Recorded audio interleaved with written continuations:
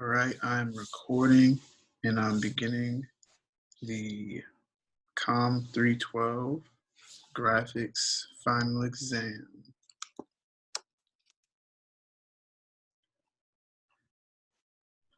Per the prompt, I'll be making a graphic for three topics, each of which I did an interview of two people for. And those three topics are the origins of police in America, the case of Recy Taylor, the rape case of Recy Taylor, and the origin, rather the tragic killing of the four Black girls in Alabama in the 1960s in the church bombing. So I'll go ahead and share my screen and get started. So the graphic that I'm going to make for the origins of police is going to utilize some symbolic concepts.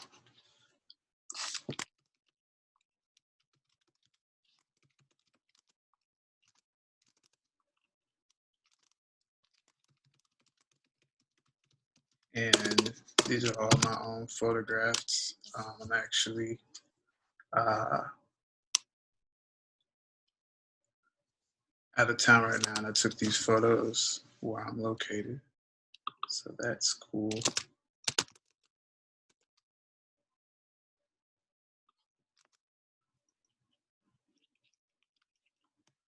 So I'm setting the parameters of my document to match the prompt, which says it needs to be 350 DPI. And I'm gonna go with letter orientation, and I'll make the background transparent.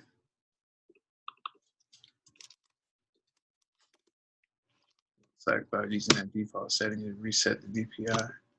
So I gotta set that back.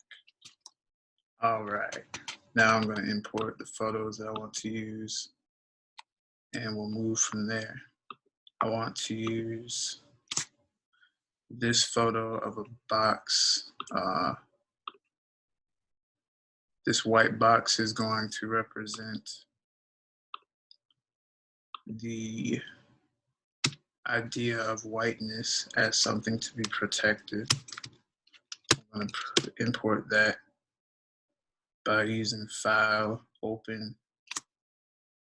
and Place. That's how I'm importing that. I'm going to click the check mark to confirm that import, and then I'm going to right click on the layer and click rasterize so that I can edit it as I want. Next, I'm going to import another image, File, Open, and Place. I'm going to import Justice for All. This is a mural. I'm in Boston right now, and this is a mural in Boston, downtown. And it represents many races, but the concept of justice for all is the resounding message. I'm going to use Control T to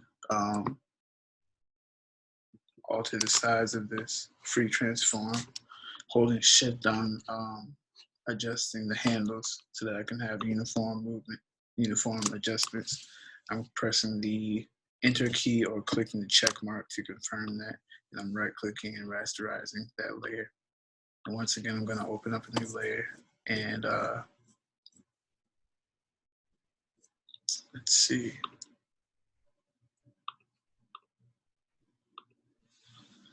I'm going to use this statue. This is actually a statue from a Civil War memorial, and it is representative of the Union. However, I'm going to skew the purpose of it a little bit for this assignment, and I'm going to use this representation of a white man as not as a representation of the Union, but as a representation of white supremacy, just because of the manner in which I have him looking down on, you know, on an unseen uh, subject. So again, I'm going to rasterize this by right-clicking on the layer and clicking rasterize. Finally, I may use one more image, this one here, for a similar purpose as the last one. And this one is also from the same Civil War monument. So once again, I'll be skewing the purpose of it quite a bit here. Control T, holding Shift to adjust the size, and I'm clicking Enter to confirm that adjustment. Now, I'm seeing that I actually may not want this to be the letter format, 8.5 by 11 dimensions. So I'm going to see about changing that, pressing, Command I inverts. Let me see.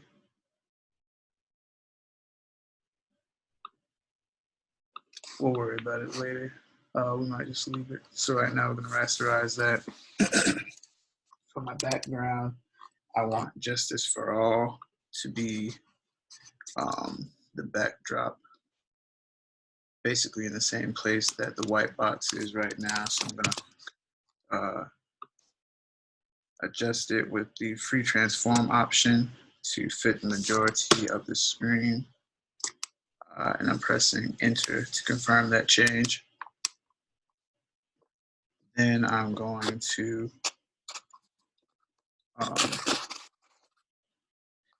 go to the layer below, which is the white box. I guess I'll go ahead and name these layers white box, Justice for All.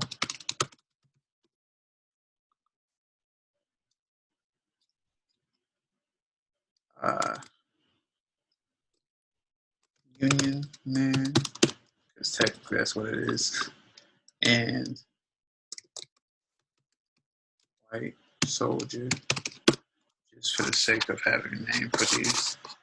All right. I'll now move the white box to the foreground by moving it above Justice for All. As a matter of fact, I'm going to move it on top of all of them, because what I'm going to do is cut out the white box using the selection tools. I'm going to use the lasso tool to initially cut out a decent perimeter around the white box. And then I'm going to see about using the magnetic lasso tool to finish the job. I'm holding Command and Shift and pressing I to select the inverse. Then I'm pressing Delete to get rid of that. Now, I'm holding Command and pressing D to deselect, and I'm going to the lasso tool and selecting the magnetic lasso tool, clicking on the corners. I'm going to make my anchor points. Let's see if it'll catch up with me. Photopia has its set of difficulties when it comes to the magnetic lasso tool. I suppose because it's a browser application. Okay, it looks like it's starting to come through now, I think.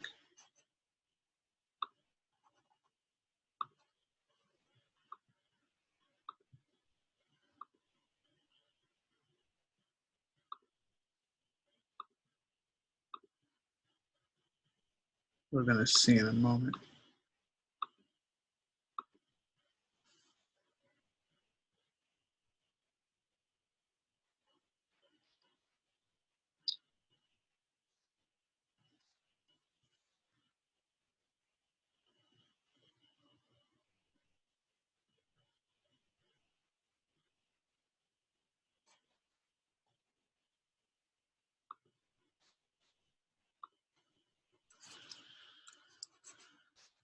All right, let's try it again.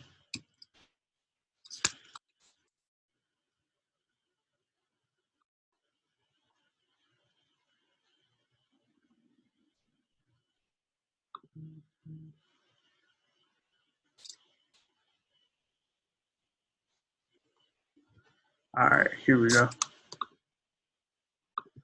And I'm placing my anchor points as we go along.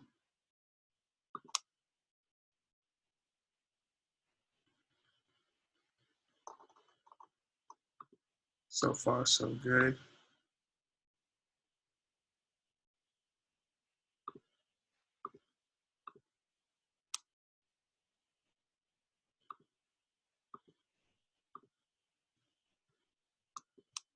All right, and now that is my selection.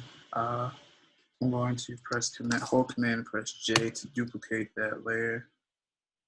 And if I click on the eye to blind the lower layer, you can see that it does the job pretty well. So that's what I'm going to do. I'm going to blind that layer, and I can go back and delete it later. So this is my white box, and it represents the white whiteness concept that white supremacists seek to preserve. My interviewee spoke about how white supremacists feel as though they are fighting for their survival when they do things such as bombing a church or um, enacting police violence. They are actually trying to protect this idea of whiteness. So I'm going to use the move tool by pressing V. I'm going to move this to the corner just so that I can focus on my next item. And I'm going to do something there. I'm going to do the same selection to cut out. I'm going to do the same thing to cut out this selection as well. I'm going to move it to the foreground in the layers panel, to the top of the layers panel. And then I'm going to select the lasso tool to cut out a general shape of it. I'm looking for the man and the platform that he's standing on. That's what I want to isolate. I'm going to hold Command Shift I to select the inverse, and I'm going to press Delete to get rid of that area that I don't want. Holding Command and pressing D, I'm deselecting, and now I'm going back to the magnetic lasso tool by pressing the L key to switch lasso tools. And I'm clicking to place my anchor points. There it goes, it's catching up with me now. All right. So far, so good.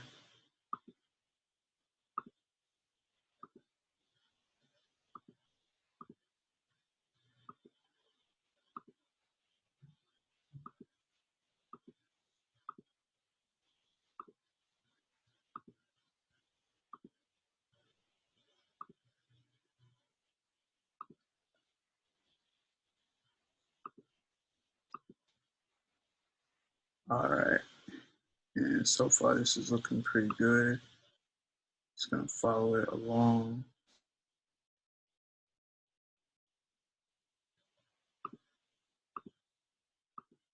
There. Now I do want to add a little bit to my selection, so I'm gonna go to the regular lasso tool and choose the unite option. I'm gonna hold shift and select the areas I'm trying to add.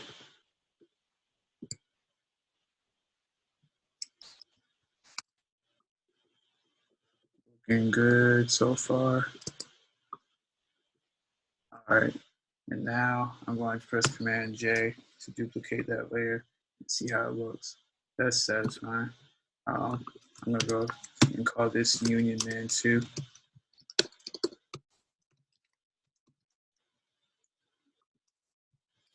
I'm gonna work with these layers for now. I may actually not worry about the other soldier, the white soldier layer for now. I might leave that out. All right, so what I want to be seen is the white box and Justice for All, as well as the Union Man. You know what? I'll take it back. Let me go ahead and cut it out. It might be useful. The white soldier.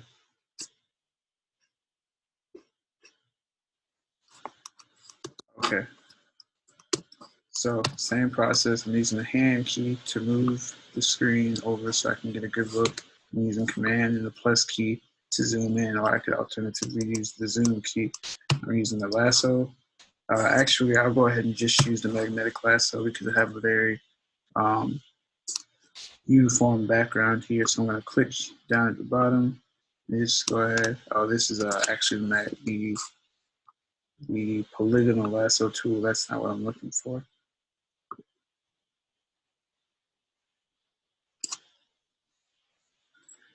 And I'm waiting for it to show up for me.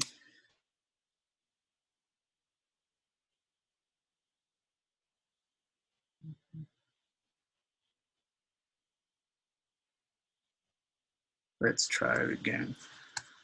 By pressing the escape key and switching to another tool, and then back to the magnetic lasso tool. I'm going to try to make a selection again.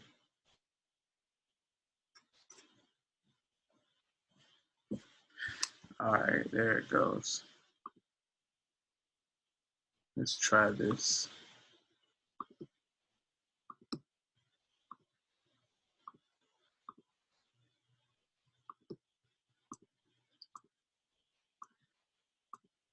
Just like before, clicking to make our anchor points as we go along. That way the selection does not go off the rails, if you will, and select things that we're not interested in having. And then I can go back and polish the selection as needed with the lasso tool, the regular lasso tool.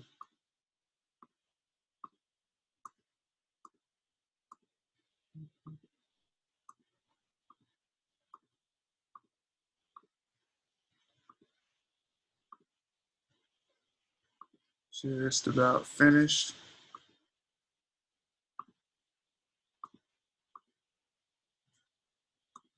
All right, and that is my selection.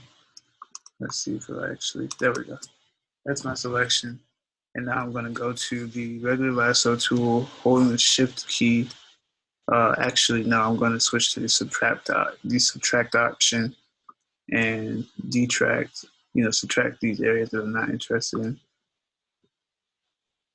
Then I'm gonna hold command and press the plus key. Then I'm gonna press H to scroll up.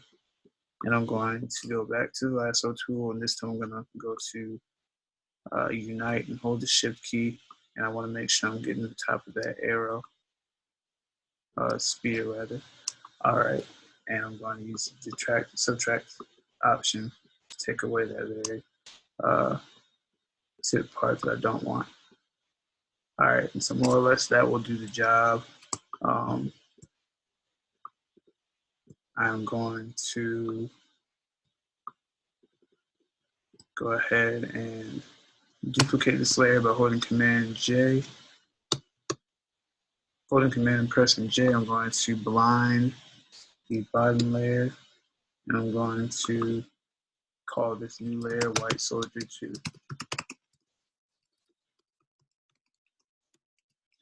All right, so now the prompt calls for me to have multiple layers, 350 dpi, transparency. I need drop shadows, borders, flattened files, and rich colors and gradients. All right, so the composition is what I want to touch on first. What's going to be stationed where? I would like to be able to see the faces of the Justice for All group. Let me see.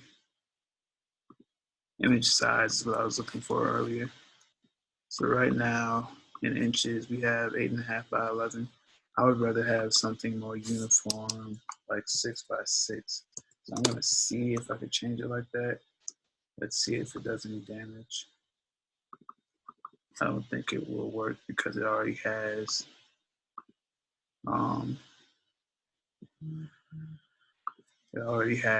the dimensions set because I set them that way. Okay, so this is okay. What I'll do is use a gradient for the background. And that will cover that part of the prompt as well.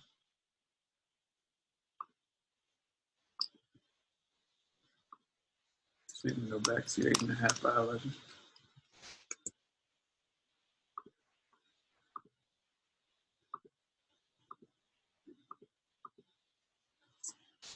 All right, before I go any further, I'm going to save this as a draft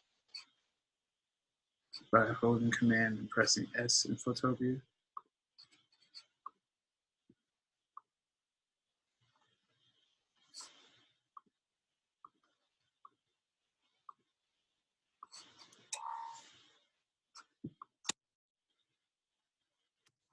All right, now I'm going to adjust these to match the composition that I'm looking for.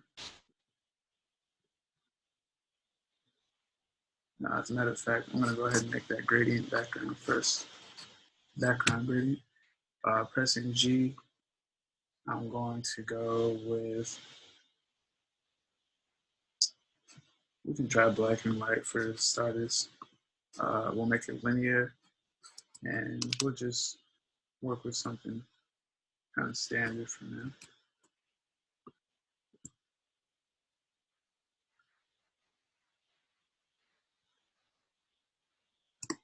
Holding Shift, I am dragging, clicking and dragging. That's how I made a gradient that was uniform in its construction. All right, now what you can't see is that the color grade has gradation behind this image. So what I'll do is Command Z to undo the gradient, and I'll try it again, this time allowing some of the gradation to show by dragging down lower. As a matter of fact, let's zoom out some more. I want gradation to show on both sides of the image. So let's see how that will work. If I just make my line that I drag a bit longer, it'll be more visible. All right, so we can work with that. Now let's move around the layers. I'm going to increase the saturation and maybe do some other color adjustments on Justice for All. So let me go ahead and do that. What I'll do is I'll use select color range, and I'm going to try to adjust it so that it senses some of the faces in the layer, in the mural. And then I'm going to adjust the curves by going image adjustments, curves, and let's see how that will affect it.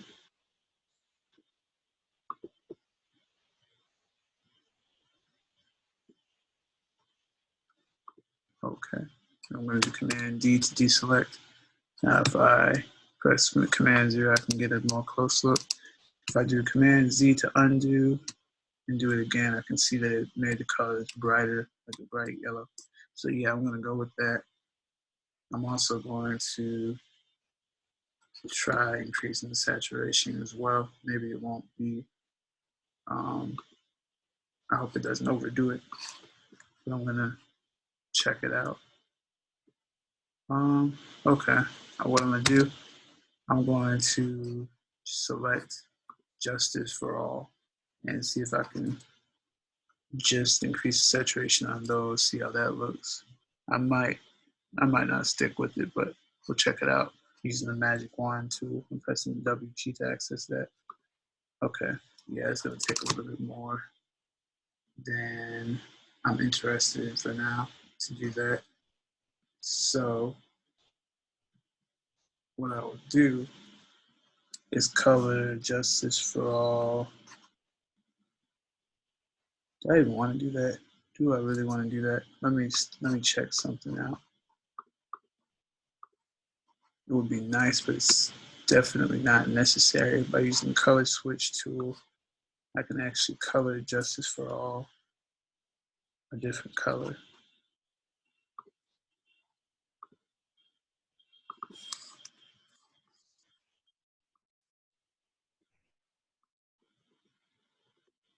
I mean, it's kind of cool. Let me just do the first letter of each word minus the man's ear.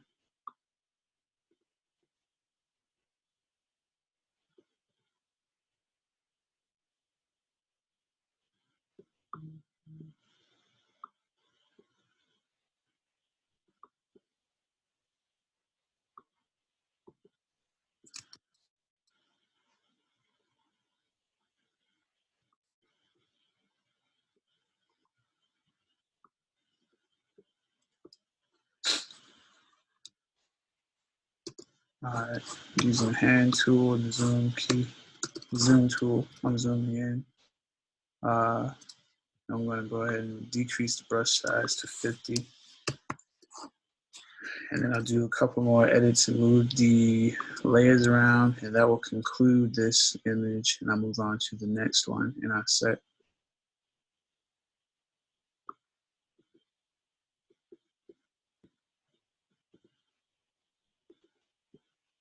All right, justice for all.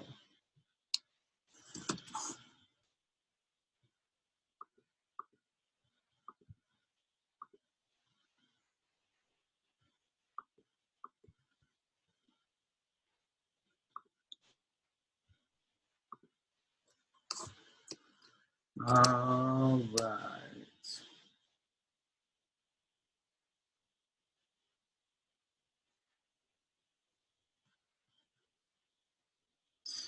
Now, as much as I want for these faces to be seen and for the white box not to cover them, part of the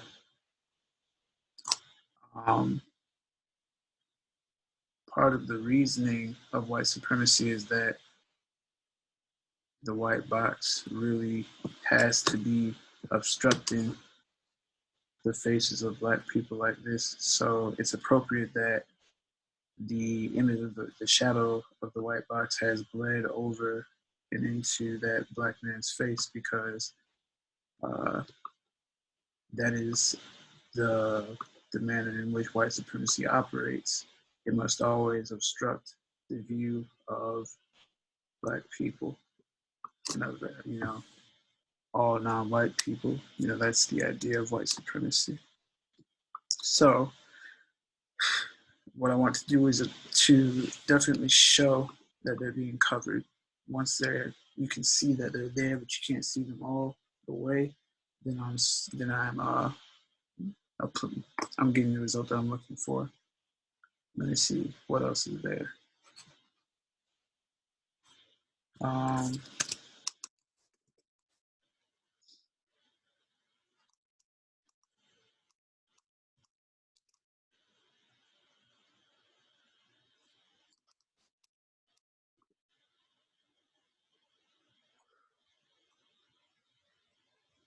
Excuse me.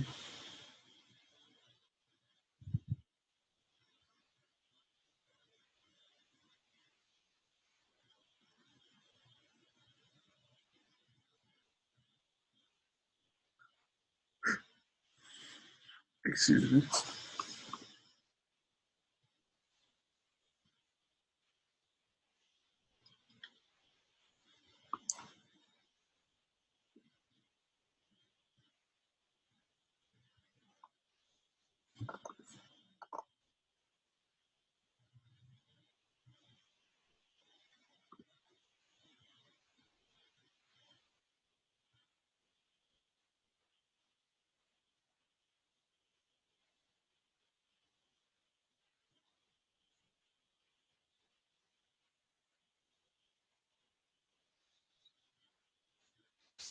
Let me see if there's anything else I'm trying to do to this image.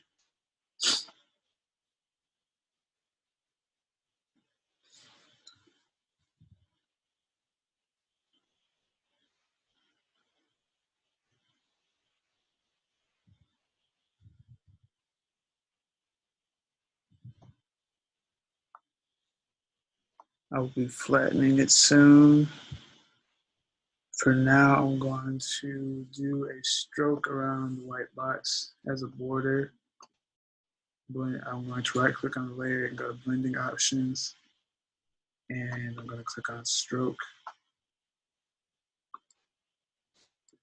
I think that white is an okay color. I mean, red is an okay color for representing white supremacy. Um, the white and the red sort of remind me of a Ku Klux Klan sort of idea. So I'm going to click OK and confirm that. I'm also going to adjust the colors on the white box, going to hue and saturation.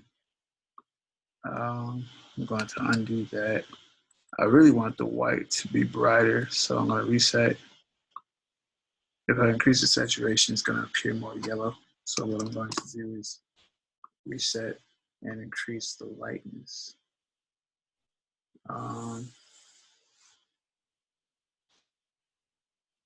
Let's see. No, I'm going to leave that alone. I'm going to adjust the contrast and the brightness. That would be more appropriate. So adjusting the brightness to be higher and the contrast to be higher too. I think that just makes it look more like a sterling white box. That's the idea anyway. And so justice for all is going to be obstructed by the white soldier 2 layer. So I'm going to use the move key to move it around. I'm going to use Control and T to adjust the size. I'm going to stretch it up. I'm going to press Enter to confirm. I'm going to move this layer beneath the white box layer. Oops, yeah, still on top of the Justice for All layer. I'm going to also put a stroke around this one, but this time I'm going to use an inside stroke. So right-clicking, I'm choosing blending options, stroke. This one, let me try white for this color. And instead of an outside position, I'm going to make it an inside. Let's see how that looks. No, not inside. Let's do center. Okay, that looks a little better. And let's not do 15. Let's do 3 for this one.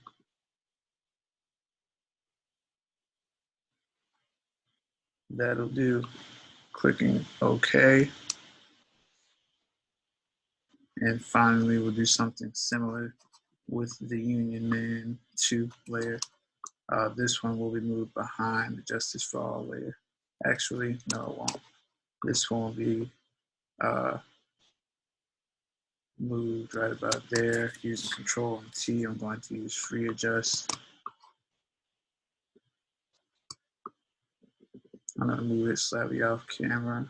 Off the side. Okay.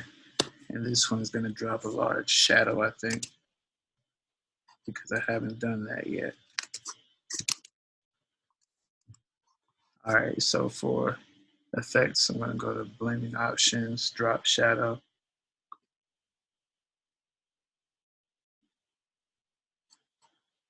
I'm going to make this one the distance. I'm going to increase it some. And the spread. Let's see how that looks.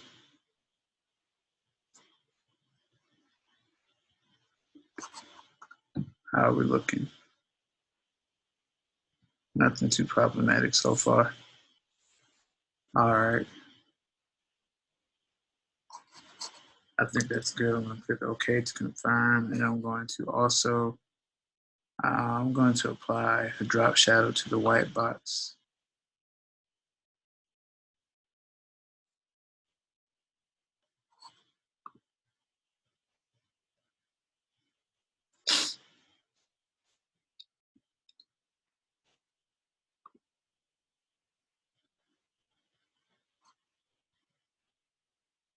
And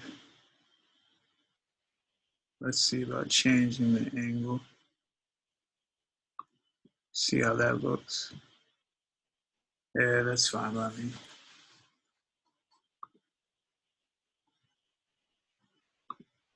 And I suppose I'll do it for the white soldier too as well, just because I want there to be a bit of uniformity regarding the white supremacy symbols. So drop shadow,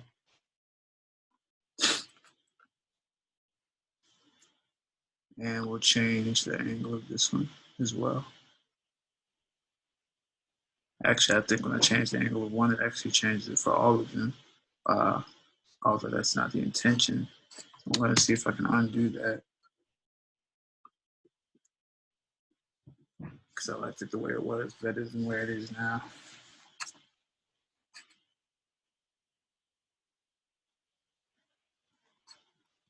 All right. Lastly, I have white and I have red, so I'm going to actually make a stroke around the Union Man. I'm going to make that one blue, because white supremacy has been deeply rooted in American history, and as a part of the police that began with the overseers, as the prompt was detailing. It is indeed an American concept, this idea of overseeing style policing. So I'm going to go ahead and make this one have a blue stroke, and it will complete the idea of a red, white, and blue form of police oppression and police origin.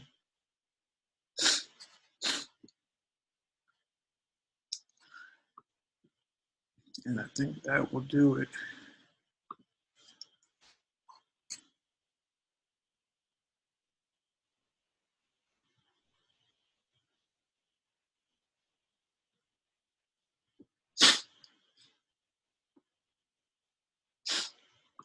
And then in red, white, and blue text, I'm going to put the words, oops, I accidentally clicked on add. In red, white, and blue text, I'm going to put the words protect the white box at any cost. I'm going to delete these blinded layers. I no longer need them. Actually, before I do that, I'm going to undo those. I'm going to save this as another draft so that I know I have my work going forward.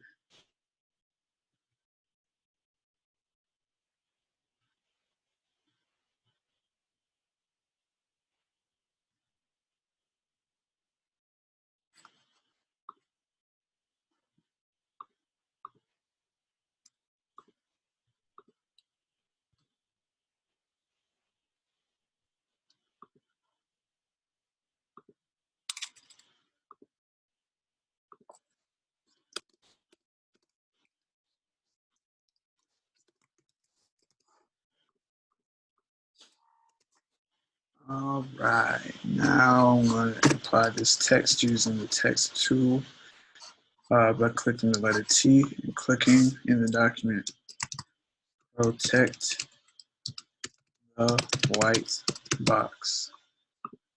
And then I'm going to double click on the T icon and increase the size to about 160. Let's see how that looks. I'm going to drag.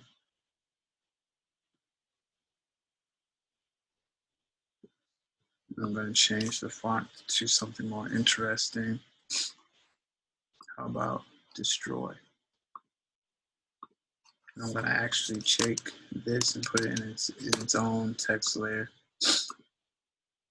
I'll move this here. I'll make this text layer have, say that. And then I'm going to add this last one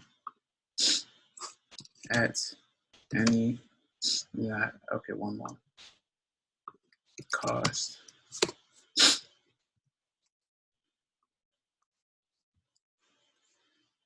I'll put a period just for finality. I accidentally saved that as a PSD. I don't want to save it here. I want to save it after I'm done coloring these texts. Okay, so white box, I want it to be colored red. So I'm going to highlight it and then go to the text options and select red. Protect the white box. The word protect will be blue because it represents policing. And I'm going to change the color the same way. Protect the white box at any cost.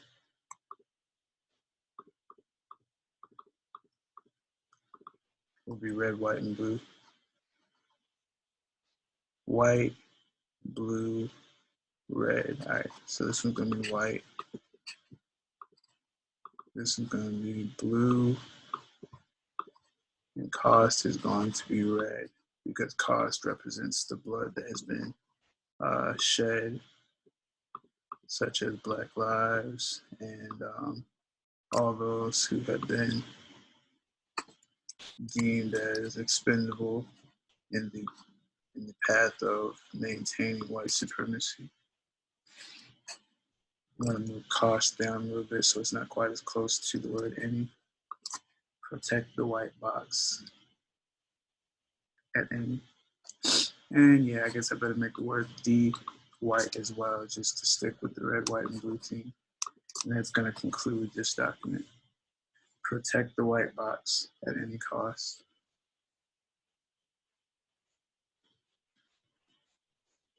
I'm going to decrease the size of this layer because I think that it's detracting from the actual image. Protect the white box.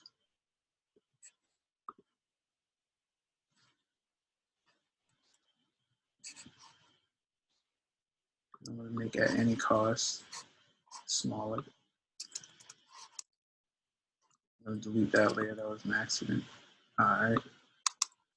Cost is going to be decreased in size. And any is going to be as well.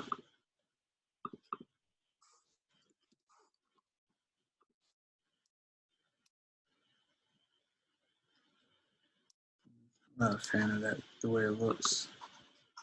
I don't want to draw attention away from the actual white box. So I'm going to increase the size of cost back to 160, and I'm going to keep the other ones small.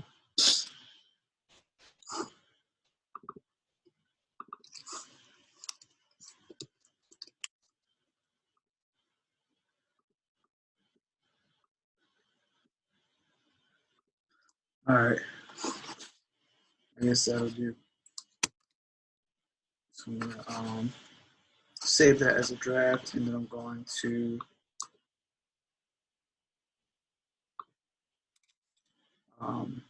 flatten the images and call this one a completion.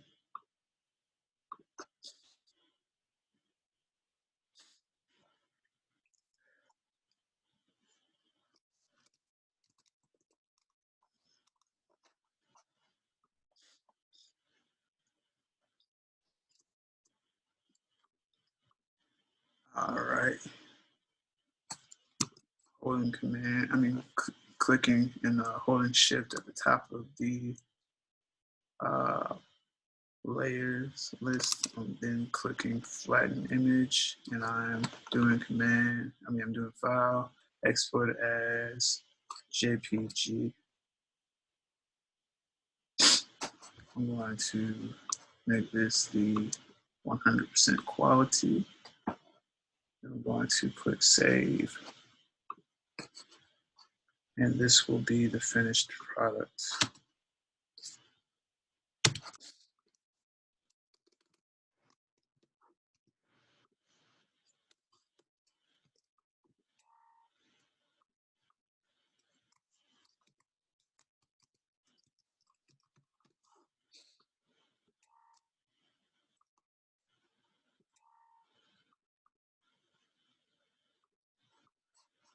All right, then we're going to close this document.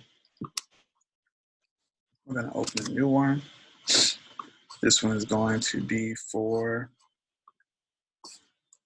Reese Taylor. All right, Reese Taylor is going to be composed of a few different images as well.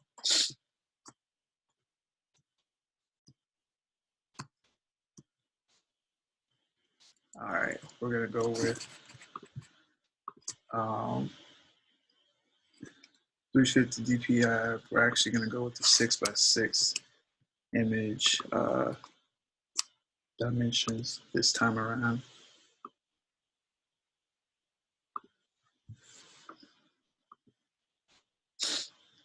And we're going to open and place a few different images.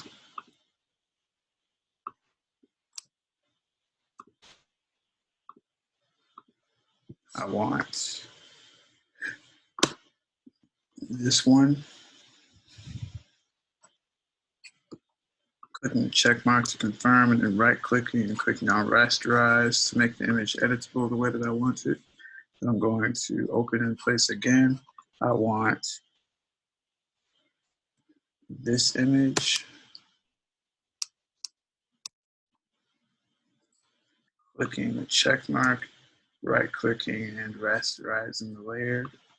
And I want one more.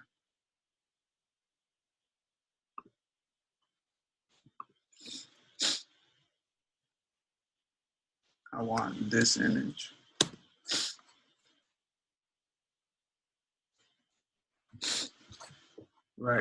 Clicking the check mark, right clicking and rasterizing the layer. So I'm going to begin by cutting out this tree. Or rather, instead of cutting it out, I think I'm going to, I might do something different with it. Give me a second to think first on that.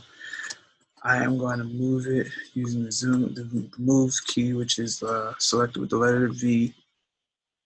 Rather, I'm going to use Control T to adjust the size.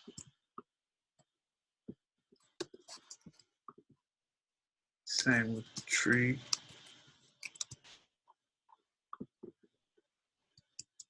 Holding Shift, of course, for uniformity as I do it. I'm going to name the layers tree, shoe, and hydrant. And so the representation of these symbols is the tree represents what greatness is hidden in a person when a white supremacist, such as the man and the men who raped Recy Taylor, they tried to suppress the greatness of a person. The tree represents the greatness that a person can become when they're not oppressed. The shoe represents a white person oppressing another person. So in this case, the man, the private, stepping on the leaf, which represents Recy Taylor and her body into freedom. The fire hydrants and the black girl in the mural, I believe she's black. She could actually be Latina, but for the purposes of this graphic, she will be black. At the very least, she's a person of color. The fire hydrant being black and yellow at the top represents blackness, but also represents, frankly, by the nature of this case, it represents foul treatment. The yellow on a fire hydrant reminds me of a dog urinating. And so almost as if a human urinating comes to mind as well. And that is not far displaced from this idea of the gang rape that happened to Recy Taylor. So the black fire hydrant with the yellow top is supposed to represent, a kind of a host of inhumane and disgusting treatment towards black bodies. And in its context next to this image of the black woman or even the black girl, it's a little bit difficult to tell her age, which is appropriate perhaps because of the ambiguity that surrounds black womanhood, where even a young girl could be considered, you know, woman enough for somebody to take advantage of, which happened all the time, or happened so frequently during slavery. So I think that in several ways, this image is indicative of what I'm looking for. So what I want to do is test something here with some color tricks. I want to duplicate the layer by clicking and pressing Command J, and I want to color the bottom layer black and white. So I'm going to use image adjustments, black and white, and I'm clicking OK. So now the bottom layer is black and white. What I want to do now is select parts of this duplicated layer using the marquee tool. I'm going to use the ellipses marquee, the elliptical marquee. I'm going to select circular areas, or ovular rather, areas. Okay, and now I'm going to duplicate these ovular areas, hydrant 2, and what I'm going to hold I'm going to hold the space bar to move around this selection and to get it more accurate to what I want. Oops, I still messed up. Holding the space bar again to talk. Takes a little bit of practice, huh? I can hold the shift button if I want to keep it uniform. I wasn't really worried about keeping this one uniform, so I'm going to release the shift button. And I'm going to release the space bar. I'm going to use the space bar again. Actually, let me just try it another time.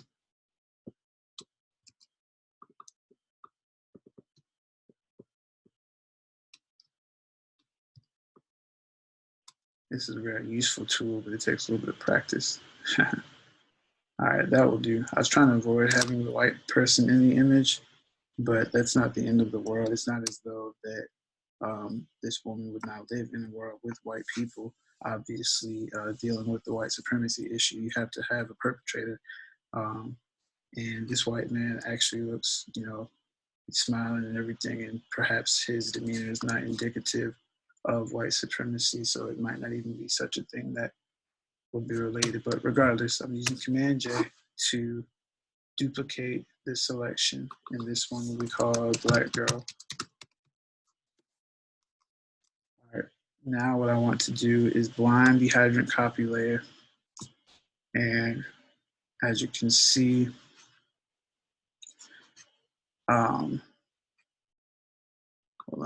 let me blind these so that you can see better.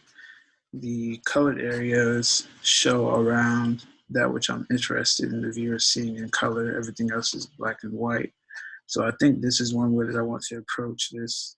And then I will also use gradients. All right. Let me see about cutting this tree out, because I think I do want to do that. Using Control T and holding Shift, I am increasing the size of the tree. I'm using Command and plus to zoom in. I'm using H, which is the hand key, to adjust my view. Now, I am using the magnetic lasso tool to click once and begin my, well, actually I am going to use the polygonal lasso tool here, because the magnetic lasso tool is going to have a hard time going in between these leaves. So what I'm going to do, I'm just going to click several times to try to get a version of the selection of this tree that kind of emulates the form of it. I'm going to have plenty of blue from the sky. Let me try that again. I accidentally closed the selection. What I'm looking to do is make the edges kind of brittle enough that they emulate these leaves, but I'm not interested in totally eradicating all of the blue. because it wouldn't be very easy at all to get in between all of these leaves. But what is possible is to mimic the way that the leaves sort of form in and out in a pattern. So if I can manage that, then I will be satisfied with this selection. So what I'm doing is I'm clicking every time I move my mouse to a place where I want the selection to consider. And now I'm at the trunk again. And I'm just going to do the same thing. And there we go. I'm going to use Command J to duplicate this. And I think that will do. And now what I will do is try a gradient overlay. I'm going to blind the tree layer. I'm going to press Command 0 to go back to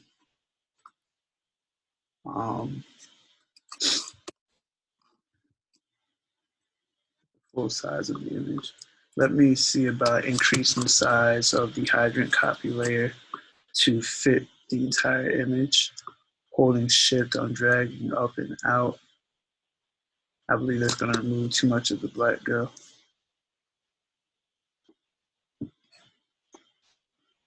Let's see if it's going to show at all. Oh, it's not going to show because I used the wrong layer. If I select all of these that I actually have shown and then do the same thing, let's see how that will work.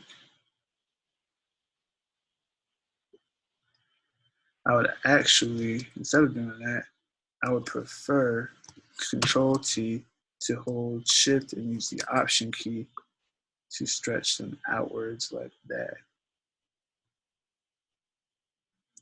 And I think that would be appropriate. Let's see how that works, I guess.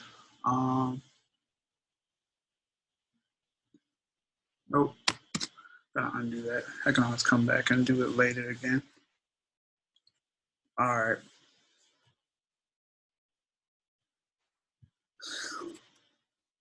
All right. Okay, so I'm gonna move to the shoe layer. I want to move this one here. I want it to be in the upper right-hand corner, upper left-hand corner rather, of the composition.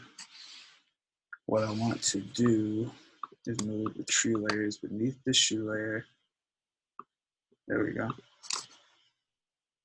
And I want to cut out the leaf and the shoe using the selection tools and make them their own layer. I'm going to use the magnetic lasso tool for this one. There it goes. I'm making my selections. I'm going to make the shoe its own layer separate from the leaf. We'll see if that benefits anything. If not, it'll just be for general purposes.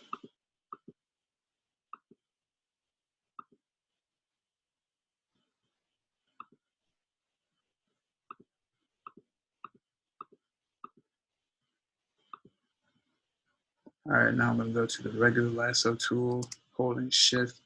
I'm going to make these additions to the selection. All right, that's my shoe. I'm holding Command J. I'm naming this one Shoe 2.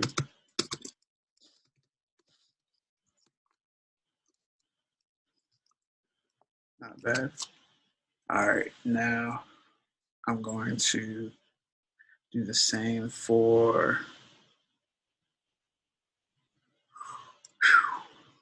the leaf. I'm going to zoom in. I'm going to use the polygonal lasso tool for this one as well.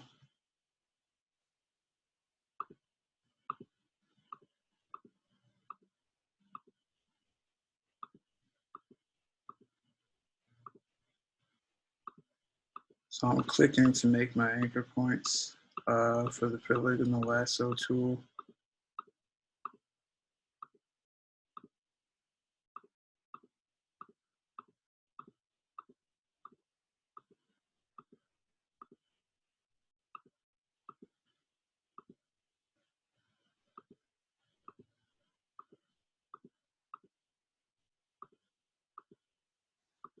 Being careful to get all of the spots that I'm interested in. And as I come back to the stem, I'm going to loop around the top of it and meet back at my starting anchor point to complete the selection.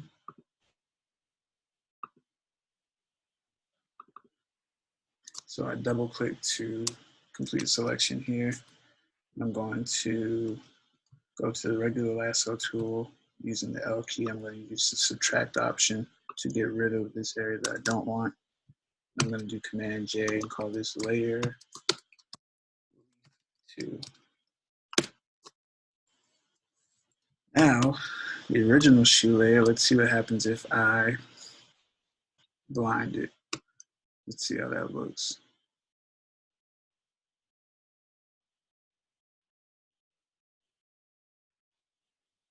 I like it, okay. So I have an idea.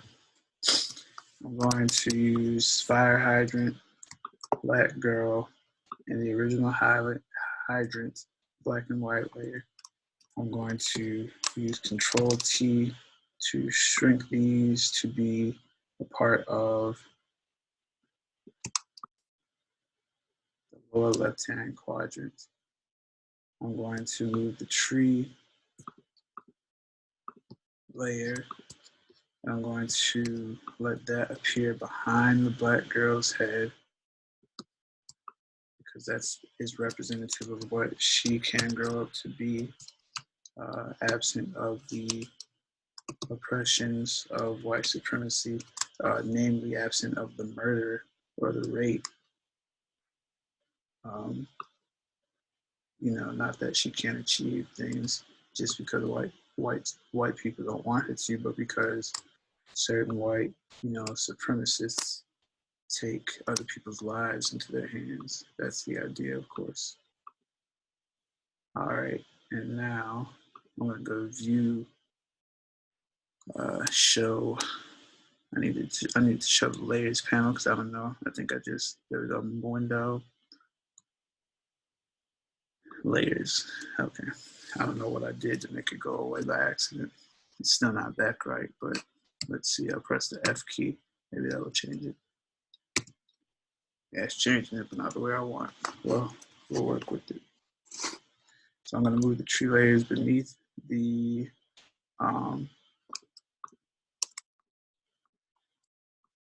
hydrant layer. That way it shows up behind the girl. No, what I really need to do is put it beneath the black girl layer. And then move the tree layer higher and make it smaller.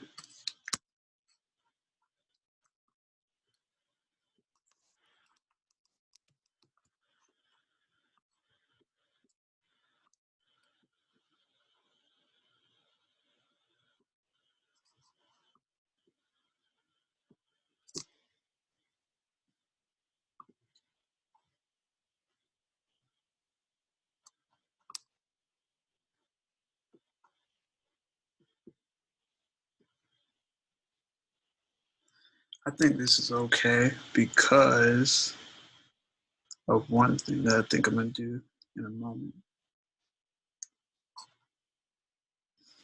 Well, I'll do it now.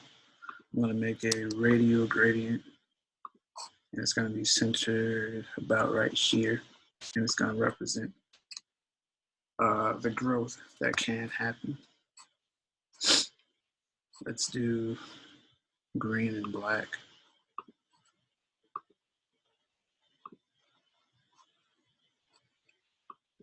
A little representative of African colors and also a little representative of growth.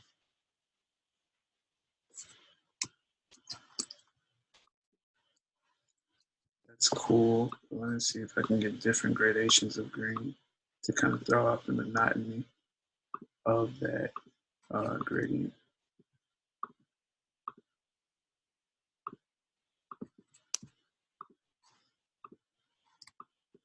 Holding shift and dragging is how I'm doing this. Instead of radial, let's try angle.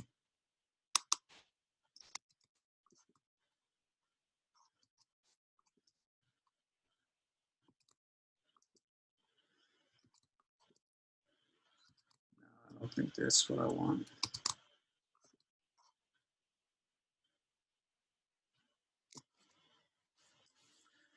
All right, we'll work on that.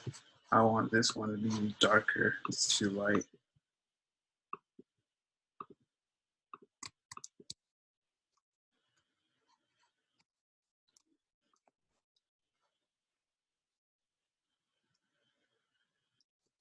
All right. Now the shoe and the leaf, I would like for those to be larger. Holding Command and pressing T, I'm holding Shift as I enlarge them, and then I'm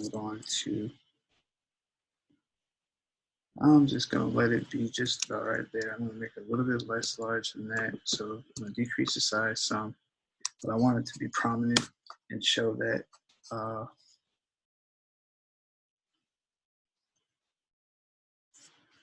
you know, this dream is being stepped on.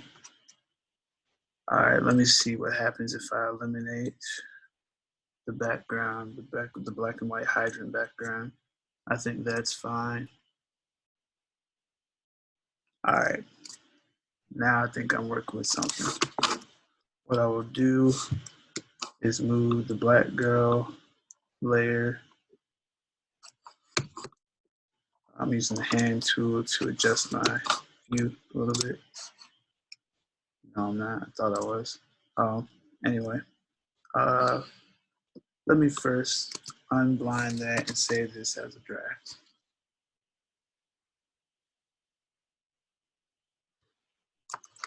Because it would be very, very frustrating to lose it all if I had a computer crash or something at this point. All right. Now we're going to move the black girl layer using the V key to access the move tool. We're going to move it right about here.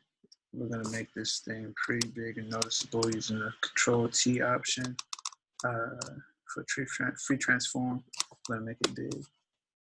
Ooh, okay. So I think instead of using the leaf at all, we're going to blind the leaf and we're going to have the shoe step on the black girl. And we're going to have, instead of it actually being on the black girl, we're going to have it with the drop shadow. It's going to be big. I'm going to use the shift key and the left arrow key to move the shoe 10 pixels to the left.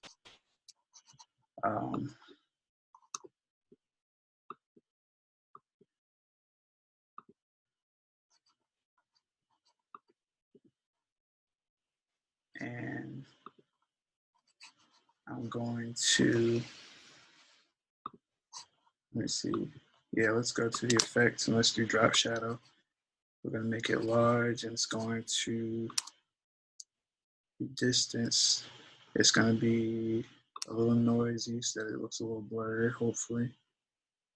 And then we're going to angle it so that it looks like it's going to be stepping on the girl. All right, we're going to move it over a little more so you can't see where the shadow ends. Let's increase the distance some more. That works. Now we're using the move key, holding the shift button and moving it 10 pixels at a time by using the arrow key. All right.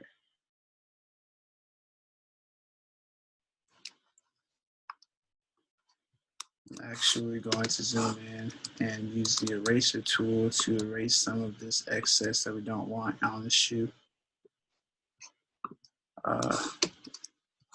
Using the hand tool, I'm moving around and then going back to the eraser tool. I'm just clicking to erase those parts that I don't want.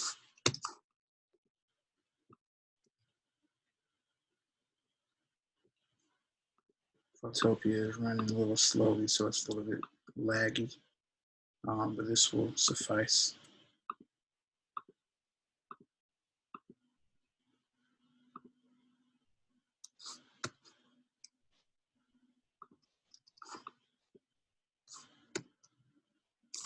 All right.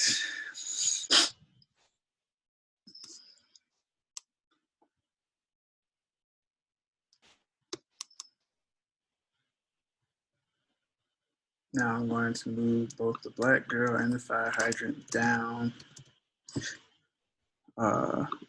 using the move key. I'm going to hold shift and I'm going to move them down. Not the fire hydrant, rather the black girl and the shoe layer. Shoe and the black girl. I'm going to click.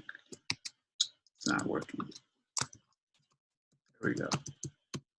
Because what I want to do is, I don't want it all the way to the bottom, but I do want it right about there. I want to then increase the size of the fire hydrant.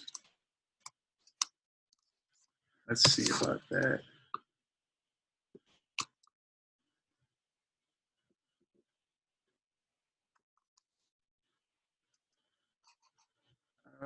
Is that what I really want? I'm going to change the opacity to 50% so you can see the black and white behind it.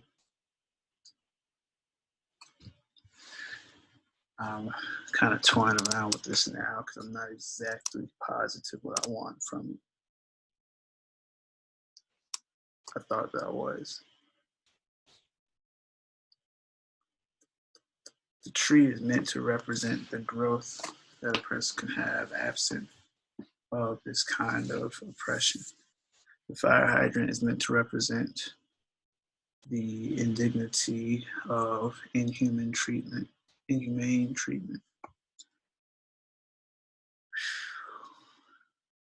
Instead of doing the fire hydrant or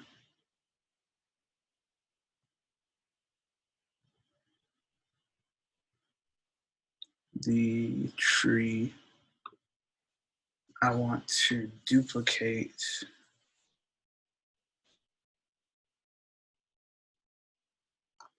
the black girl layer. I'm going to use the move key. I'm going to hold the option key to duplicate. Then I'm going to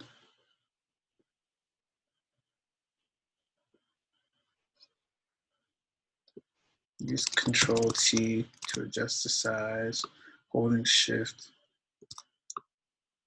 I'm going to actually make it stretch into the distance. Move it below the layer.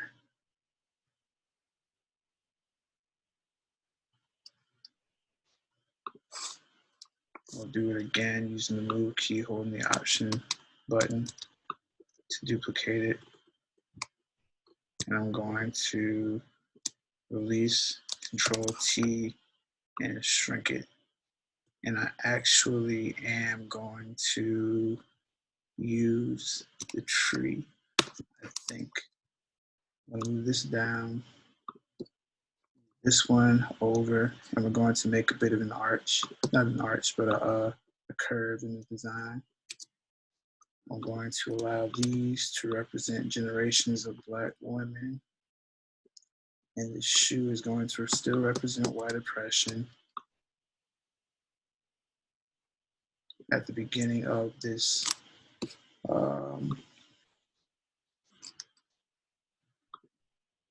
this iteration of a black woman, I guess you could call it, I'm going to actually have the tree. Control T. I'm going to increase the size of this one. It represents the next generation of Black women that have not yet been seen. And The fire hydrant, I like the way it looks there. I think it just represents history at this point. As a matter of fact, I think I'm going to increase the size of the entire image. Let's see.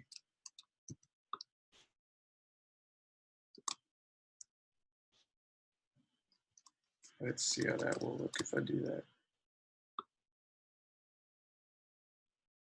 Nah, you won't be able to see enough. But I will keep that there. And what I'm going to do,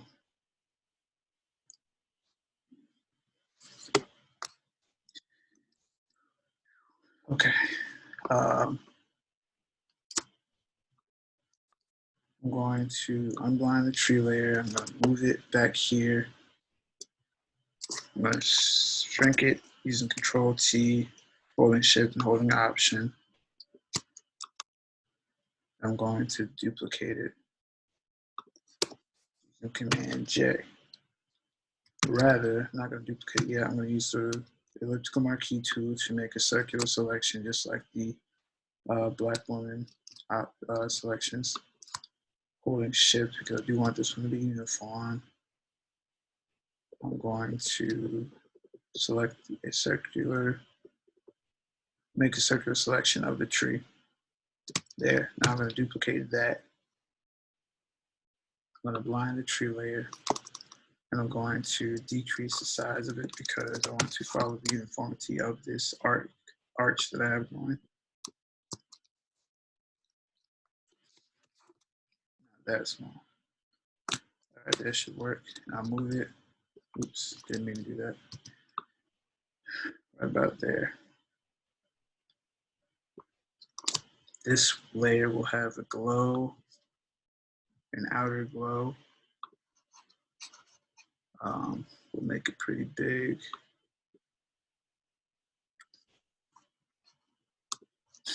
And we're going to go ahead and lay that background gradient using the G key to switch to the gradient. I think that works.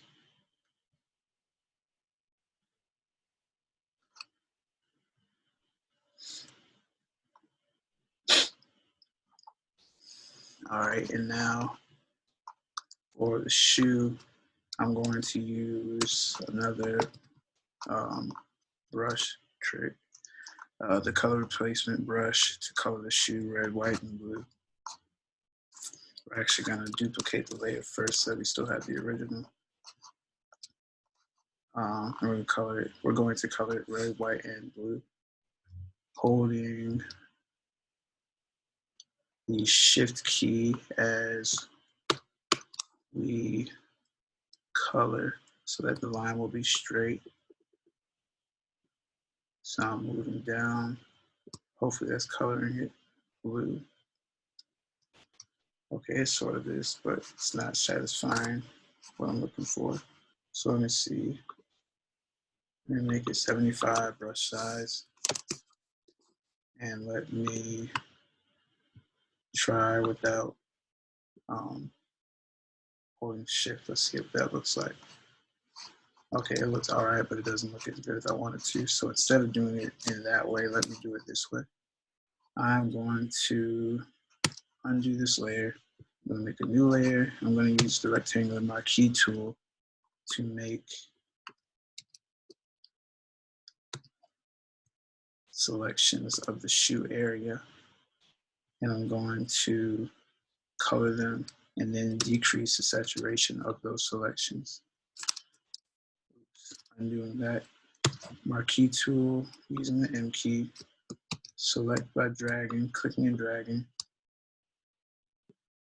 And then I'm going to color that blue, not using the gradient tool, but using the bucket tool, clicking, and now it's colored. Now I'm going to adjust the opacity. I'll adjust the opacity of the entire layer shortly. I'm going to do the same thing, making another selection. Blue, so red, white, and blue, so this one will be white. And so the red, white, and blue, of course, represents the American flag, and the American flag is relevant here because the perpetrator of Recy Taylor's murder was actually a military personnel person, a military personnel, and he actually acted under the he used his place as an American military authority, and he did not honor the sanctity of that position nor the sanctity of Recy Taylor's body, but rather he used his power to allow him to do something heinous. And that can be related to a lot of American history, wherein instead of using the power that America has to do that which is right, there have been too many times when America has actually abused its power. All right, so now I will use the magic wand tool to select the area surrounding the shoe. Then I go back to layer 2 and I press delete to delete those areas that I don't want. And I actually might just leave it like that instead of adjusting the opacity. But never mind, I think I will still adjust the opacity. So going to the top layer, top of the layer, I'm going to adjust the opacity with the slider. I think that will suffice. I think that will suffice. All right, Command 0 to make sure I'm zoomed out enough, or in this case, Command minus because I'm still struggling with some of the Photopia issues. Oh boy.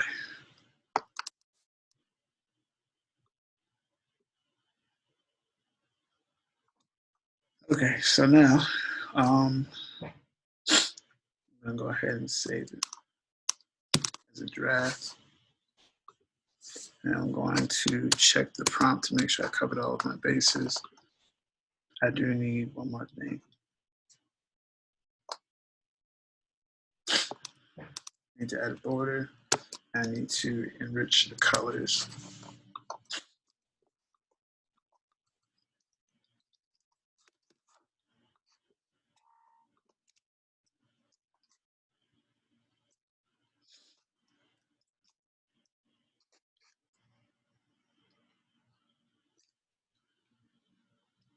All right, I'm going to add a border to, well, I guess the glow could kind of count as a border, but that's not, I mean, it's an effect. But anyway, I'll add a border to the black girl that is most prominent in our view.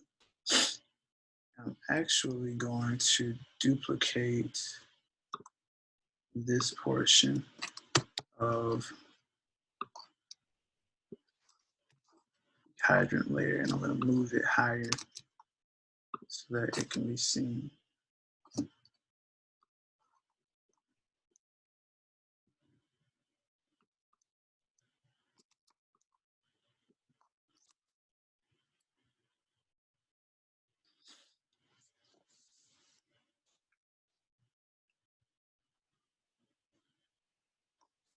All right, now going back to this black girl layer, I'm going to go to stroke.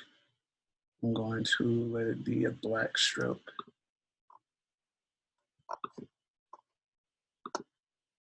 Clicking OK. I'm going to go ahead and increase the size of it to 7. Let's see how that looks. I think that looks fine.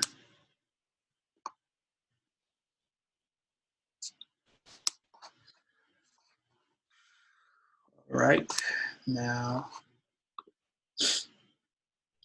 I'm going to increase the saturation on the colors of some of the black girl layers.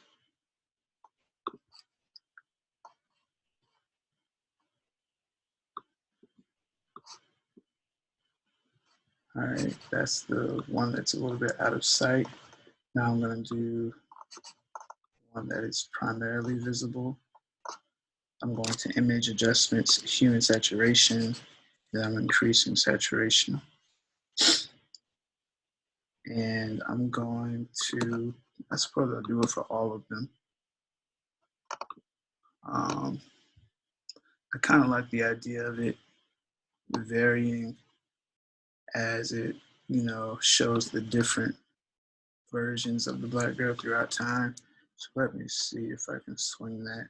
Like it almost becomes, well, nah, I'm going to actually let it become more vibrant, if anything, because it's actually going back to that tree, which is like a wellspring of life. So I don't want it to become less and less saturated. It should become more and more saturated. But I don't want anything so ridiculous that's difficult to look at either. So let me increase the saturation of the tree.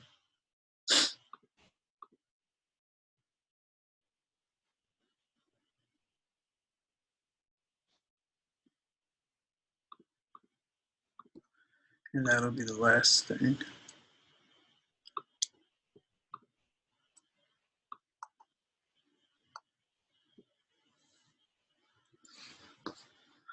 All right, I think I might want to increase the glow effect on here as well.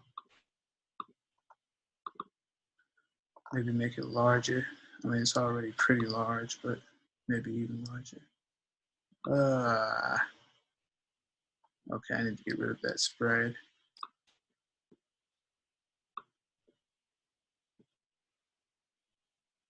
Yeah, I think that right there is fine. I think it's fine for it to spread. I mean, to have a size that large. Where is it?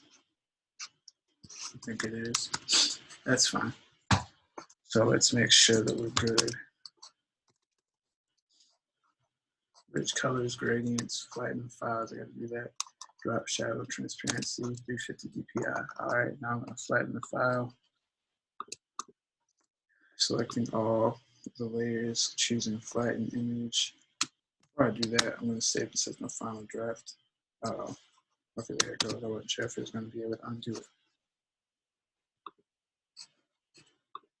This will be my final draft, and then that will be this graphic, and I'll move on to the next one.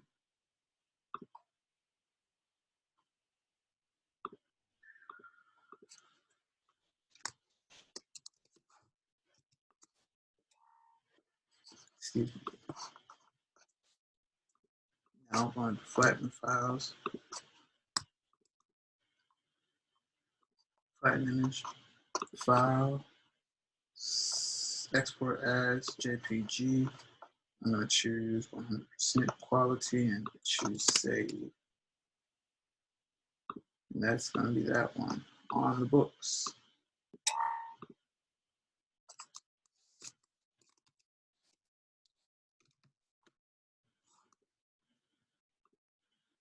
And lastly, we'll be covering the 4 black girls who were killed in the Birmingham, Alabama church bombing in the 1960s.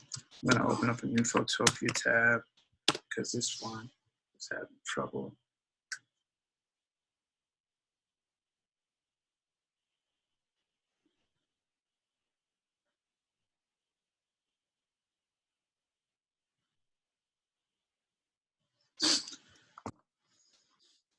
All right, new project, 350 DPI.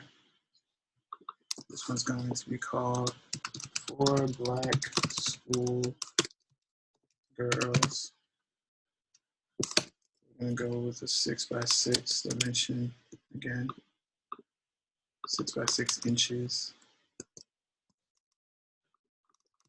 350 DPI with a transparent background. And we're gonna start by importing our photos again. I will be using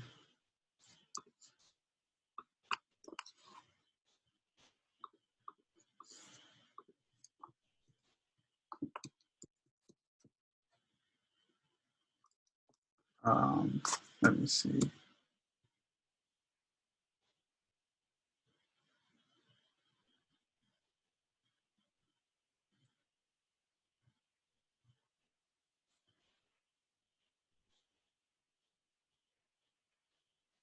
Let me see.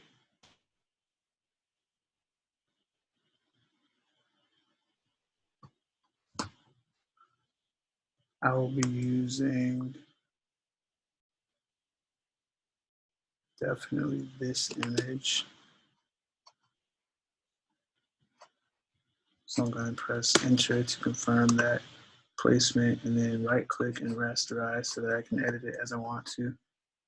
So I'm going to use Control and T to open free transform. Hold shift as I drag my adjustment handles for a uniform adjustment.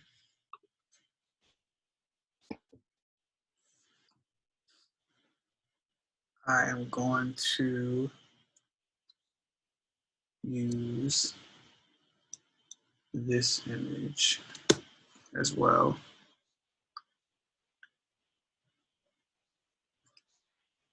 And I'm going to adjust it the same way and rasterize it the same way. I'm also going to use this image.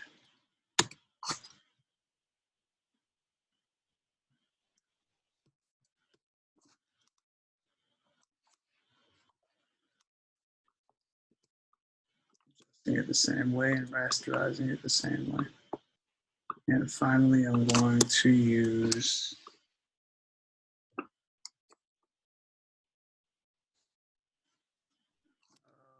I believe I'm going to use this image.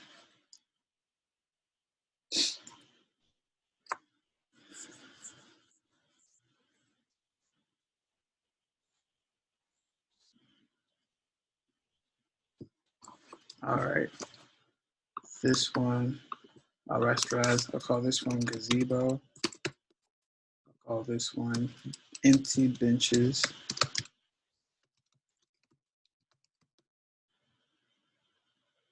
I'm going to decrease the size of the gazebo image so that I can see what I'm working with.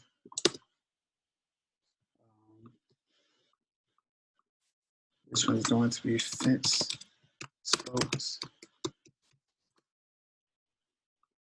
This one is going to be family. All right. I'm going to use a red, white, and blue gradient for the background of this layer. So there's my red. Let me get my white. Let me get my blue. And once again, red, white, and blue will represent America. And it's important that I represent America in this one because the white supremacists who murdered the 3 girls at the church bombing in the prompt were likely trying to preserve what they may have considered their American way or their way of life as a result of integration was allegedly, or in their minds, being threatened.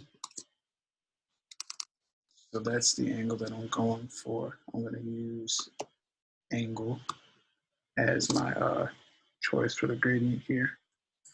And let's see where we can go from there.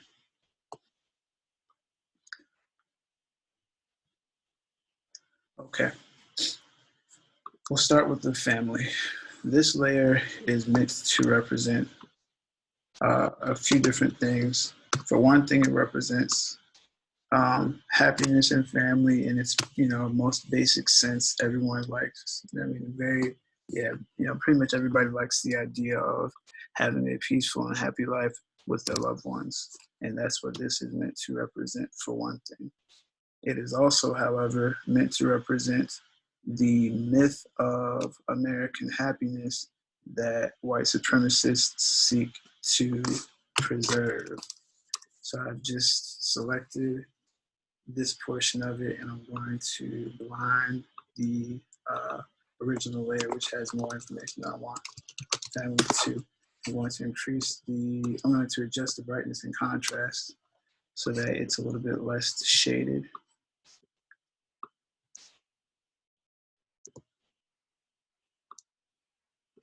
There we go. All right. And I'll crop it to get rid of these little edges that I don't like.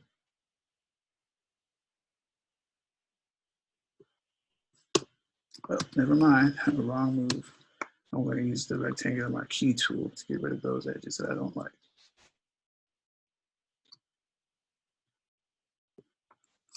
Using Command Shift and I, I'm selecting the inverse and I'm clicking delete. All right, that's a little bit better. Now I'm going to use this family 2 layer. I'm going to do Control T, hold Shift and adjust it. I'm going to drag it to be right about here.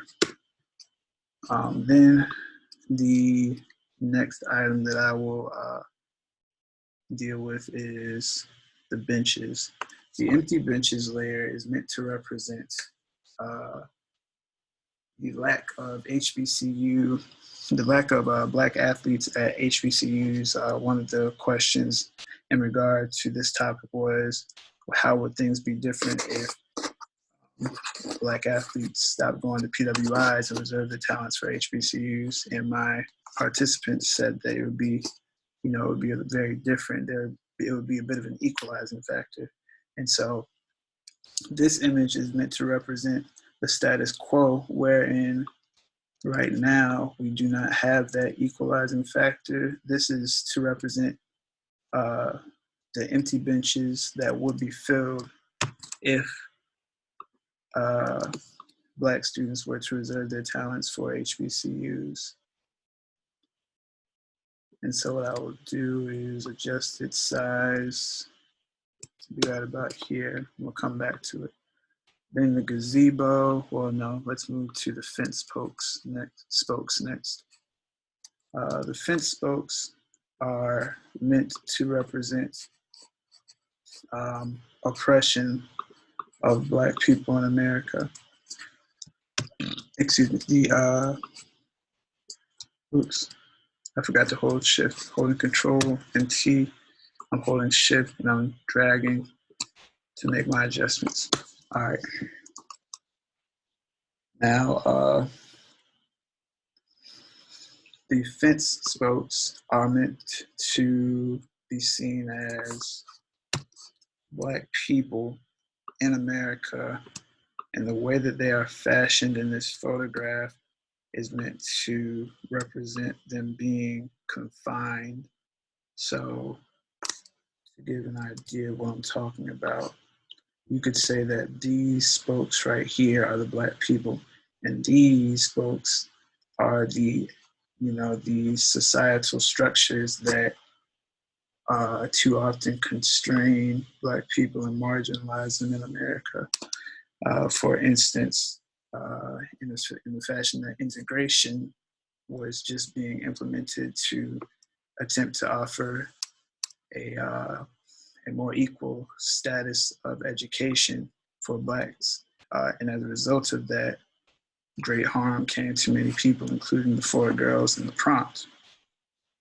It's important that there are fence spokes because of how harmful those can be if you are not paying attention. If you push your hand down on one, it may or may not do serious damage, but the idea is that they can do harm, and they're just representative of the dangers of marginalization against Black people in America.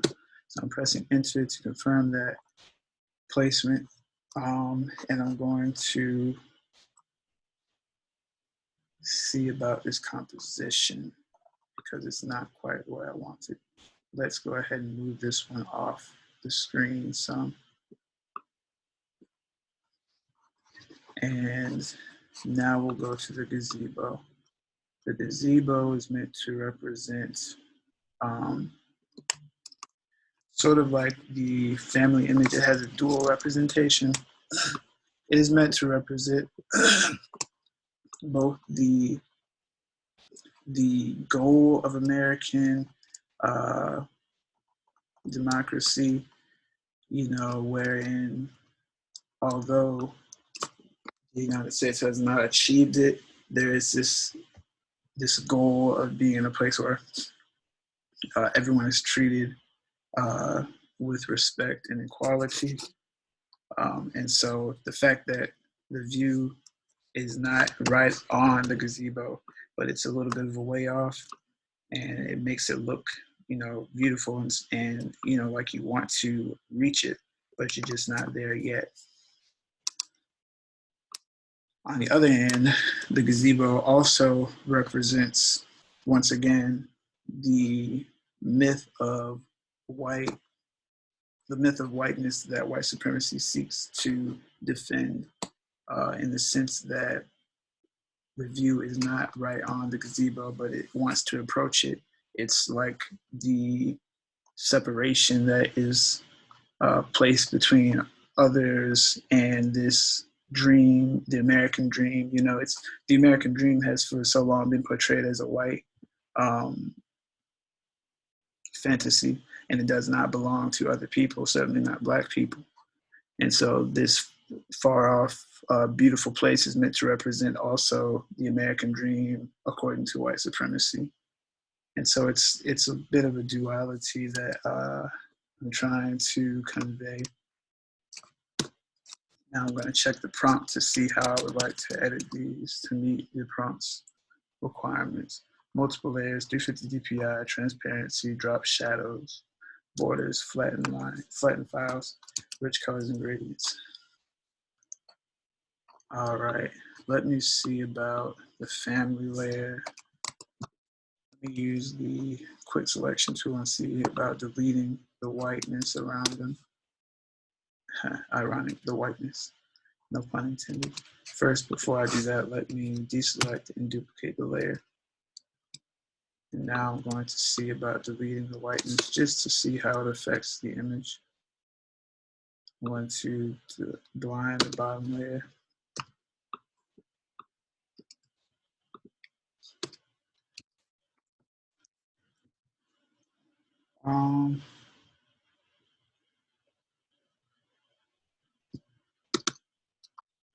I think it's not bad.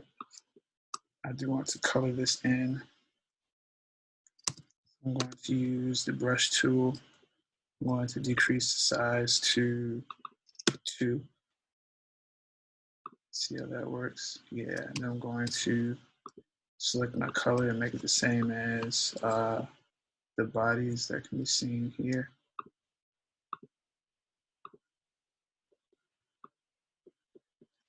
I'm going to color that in using the paint bucket tool.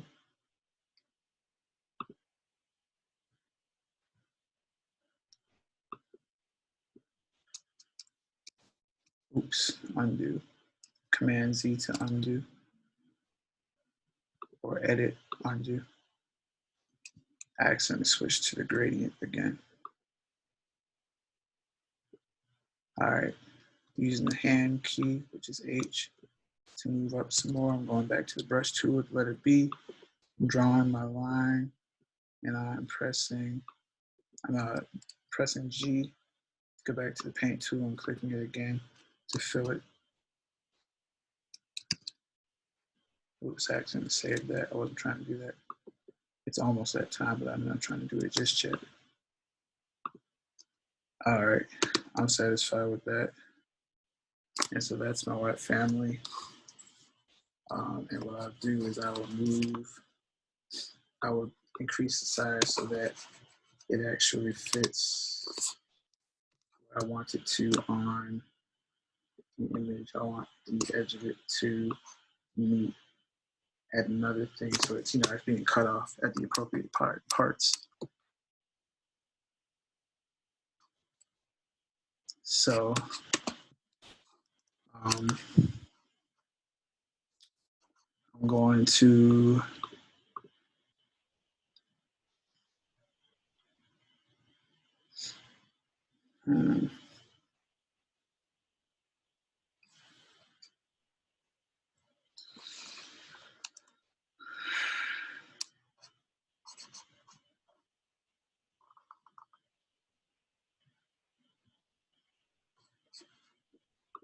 I'm going to see what happens if I reverse this image. Let's see how it will look.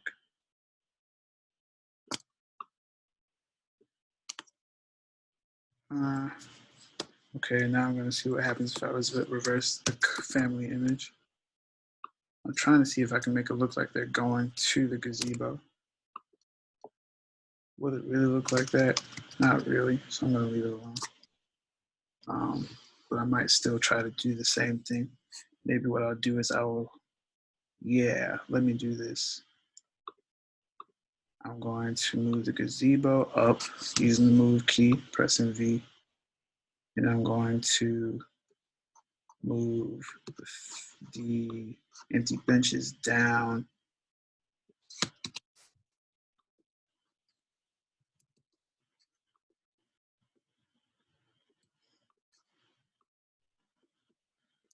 Let's see how that works.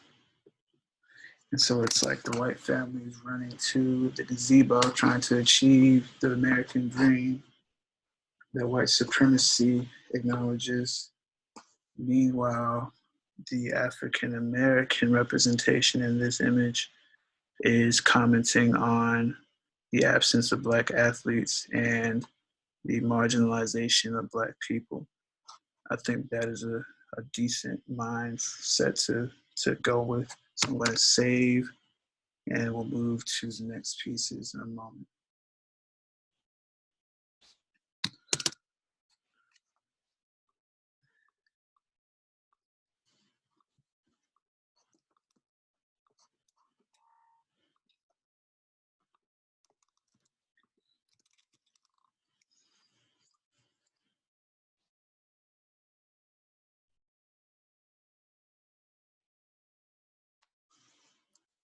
All right.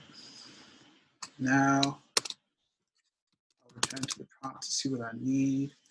I have multiple layers. I have 350 DPI. I have transparency. I don't have drop shadow, borders, or rich colors. I do have a gradient. I'm going to make a drop shadow for the family. Actually, it may not work out so well. Well, no, it's not bad.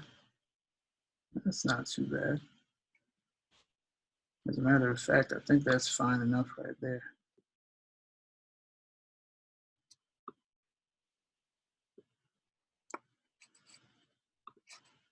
I'm going to move it so that the back of the shadow, actually, no, I need to increase the size so that the back of the shadow does not seem like it's just floating there. I want it to disappear behind. Actually, we'll see. That's fine right there. That's fine right there. As a matter of fact, I think I want to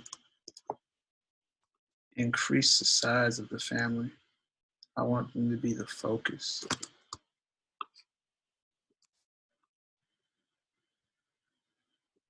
It's too large because it's cut out the mother.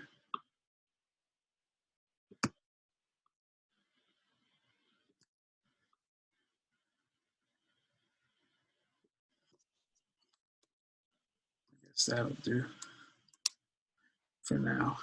And then we can rotate the gazebo conversely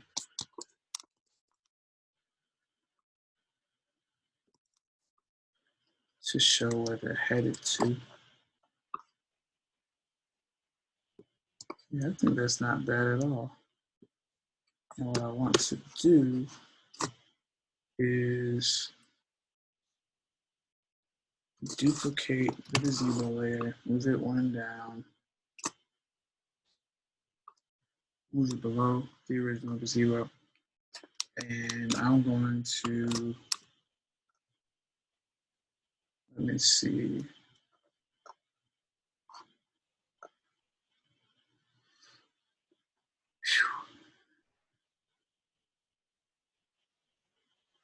Let me see.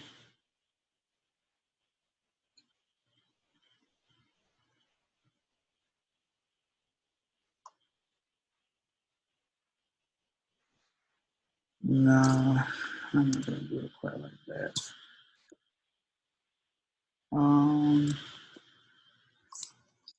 we increase the size of the copy, holding Shift and Option to stretch it outwards. And there, I just artificially increased the size of the sidewalk and the grass, and I can deal with that. And I'm gonna do that another time.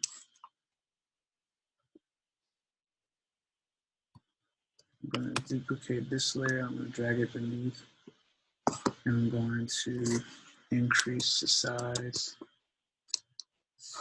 holding Option and Shift. And this one's gonna go ahead and go off the page, hopefully. Yeah, that'll do.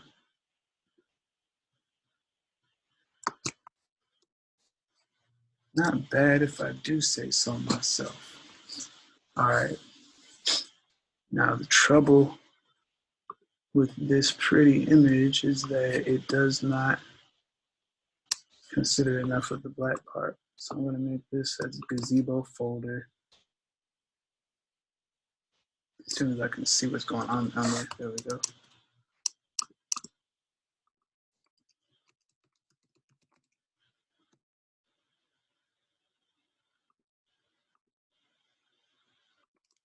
All right. I think I might be misspelling gazebo. I'm gonna have to live and learn about that soon.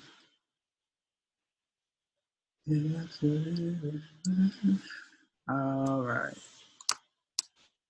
Now I'm going to bring entry spokes and fences above the gazebo layers. I might go ahead and not use the fence spokes because there's so much going on there. Maybe what I'll do is I'll duplicate it, zoom in, and use the marquee tool. Let's try the circular marquee tool, holding Shift and pressing the space bar to drag it a little bit. Maybe I'll just use the black spokes to represent black people. And I'll skip on the encasement for now. Lone spokes. Let's try that, and let's try increasing the size.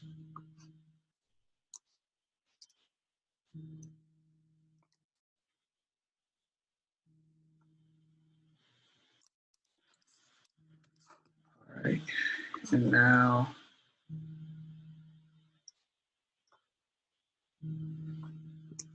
let's try that. Oops, we'll just move it right about there for now. We'll go ahead and blind the original fence spokes layers.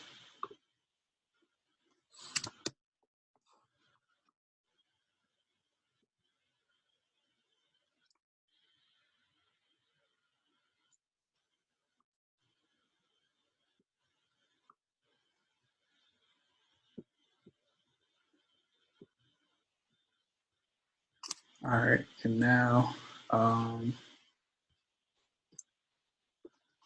let's see if we want to do anything with the empty benches layer.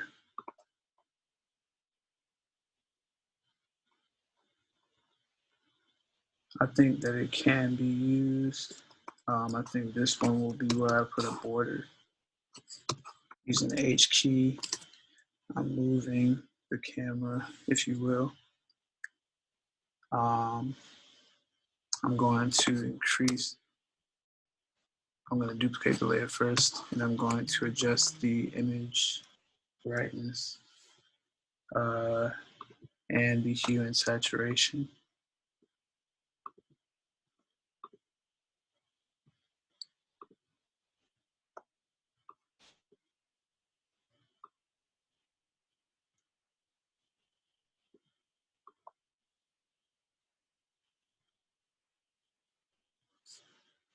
I'm looking for something that will make the benches stand out, but also not make them impossible to understand.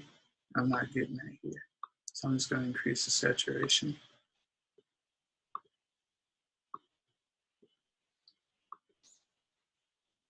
All right, now let's see.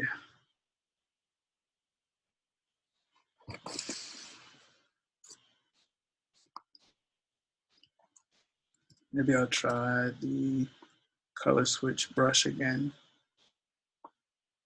and make these green, black, and red.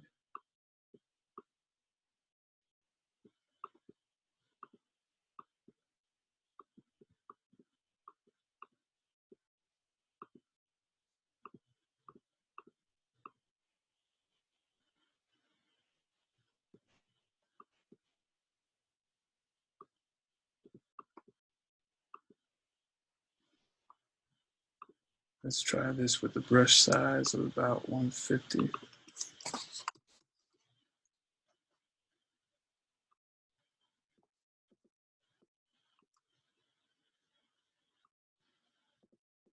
The idea is just to show that the benches have to do with an African American theme. That's all I'm really trying to communicate. So it's okay if the color overlaps. So that's the blue, that's the green. Now there needs to be black and red. As a matter of fact, I'm doing this the wrong way again. I'm doing this with Command Z. What I'm gonna do is create a new layer and use the rectangular marquee tool to create red, black, and green stripes over the benches. And I'm going to decrease the opacity.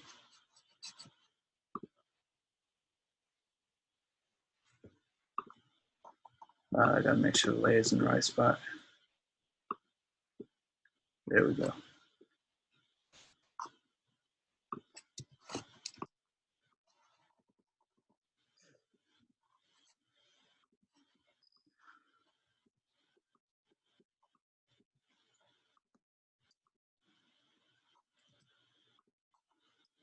All right, and now black.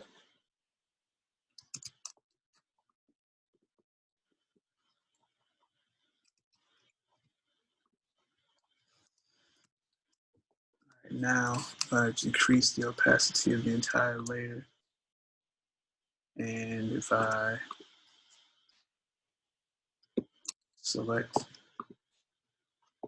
the outside of the layer so that I only have the outside of the benches layer selected, I can delete. And hopefully that gives some semblance of what I'm actually trying to convey. It doesn't do as much as I wanted to. Let me see.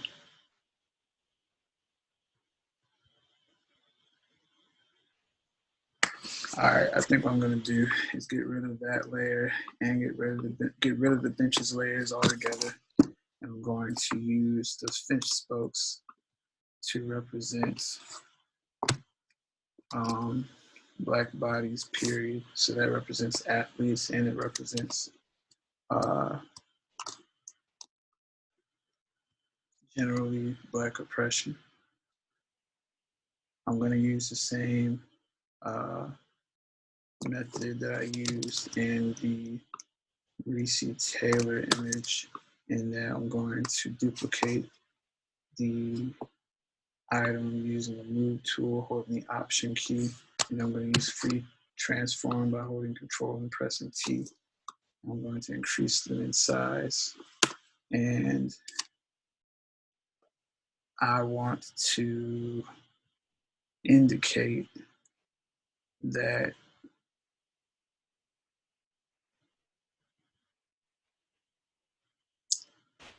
black people have persisted in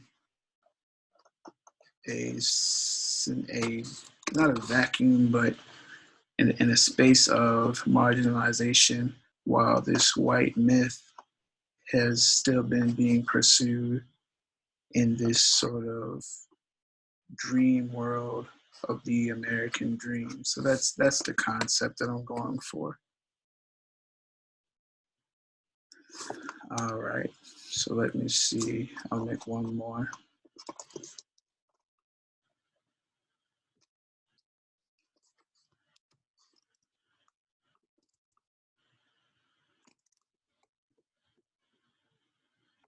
And this time around, I think I am going to decrease the opacity as I come nearer to the camera, if you will. So I'm going to make the one at the, not the opacity, but the saturation. I'm going to image hue and saturation. I'm going to make the one nearest to the viewer appear almost black and white. That's going to have -70. Next one's going to have -50, and so on.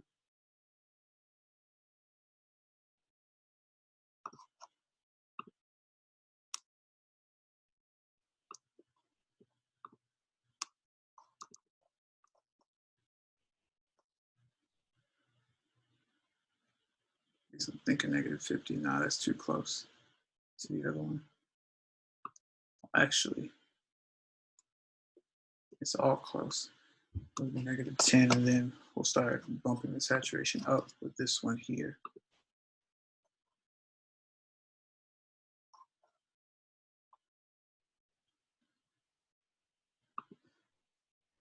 So instead of -10, this was going to be 25, I guess.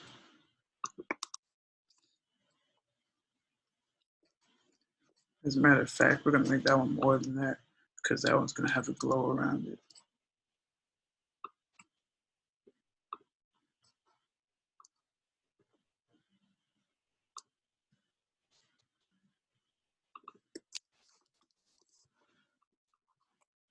Go to effects, we're going to apply an outer glow. We're going to increase the size of it drastically. And then we're going to go to this final one, and we're going to make that one saturated as well. And so this glowing version of the spokes is meant to represent the current generation, I think, of the African Americans who are being oppressed.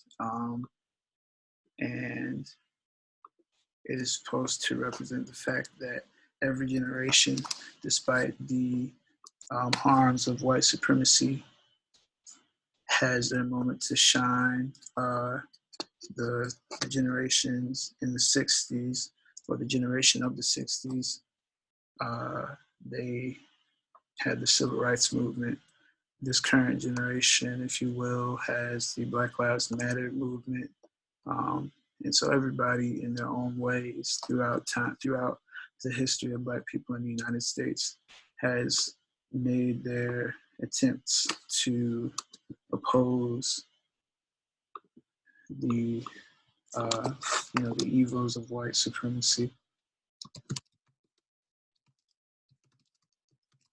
All right, I'm gonna make a layer. I'm gonna make folders for these layers, and I'm going to actually make a border for the largest one. I'm gonna make that one have a black stroke.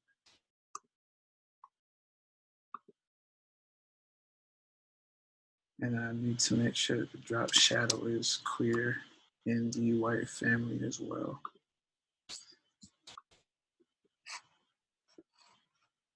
Actually, instead of a color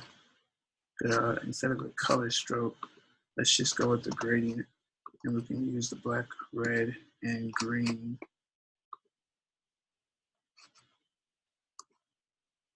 If it'll allow me.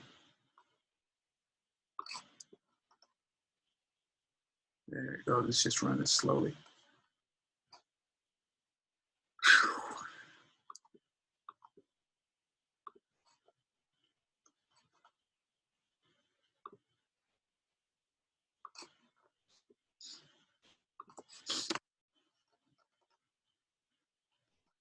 All right, so I'm clicking on each of these color swatches, I guess you would call them. And I'm selecting the colors that I want to see. I'm clicking on the gray and I'm deleting that one because I don't want the gray. I just want the red, black, and the green. And now I'm going to click OK to confirm these options. I'm going to make the size of this stroke much larger.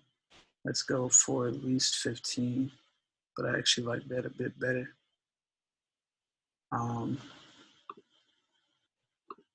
I do want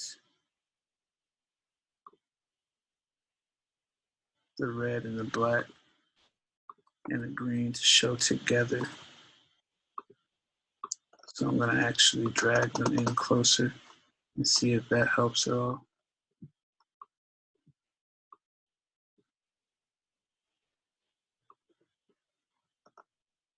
It's running slowly, so it's a little bit difficult to tell what's happening while it's lagging, but it's coming along. So what I'll do is I'll change there we go. That's decent. I'll change the rotation of it. Okay. And as a matter of fact, I'm just going to go ahead and make the saturation for this layer 0. So I'm going to just go ahead and make it black and white.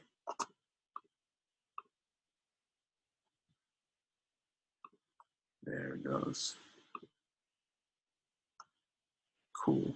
Now I'm going to save this layer.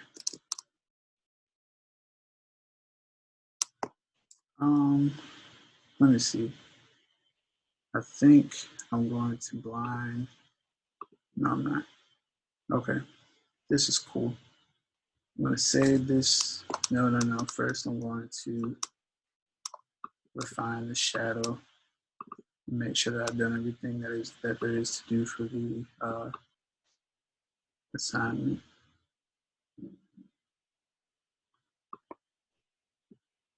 Increase the spread. Just I want it to be clear. I want to make sure it's clear. I'm going to give this final one of the black spokes a drop shadow too, just to equivocate it to the American dream in the sense of its intrepid nature. You know, it's long-lasting, long-lasting persistence. I guess what I'm trying to say is that just like the American dream has persisted, the hope of overcoming white supremacy has also never died. So that's what I'm going to do. I'm going to save this as a draft. Final draft. And I'm going to check and make sure I have all the bases covered.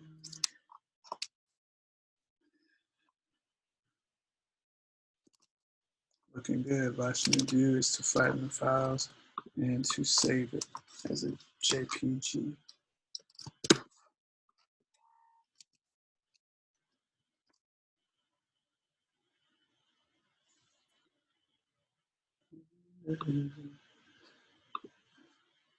I actually do want this red corner to have red, white, and blue.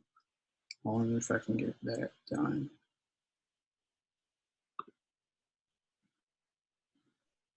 Yeah, so instead of having this layer be the gradient that it is, white and blue, let me get that to be red. Let me change the layer from that to the linear. See if I can get it to show.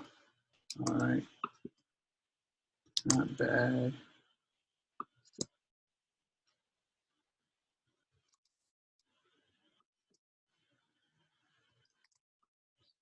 Yeah, I think that's what I'm looking for right there. I'm going to increase the white part. All right, this will do.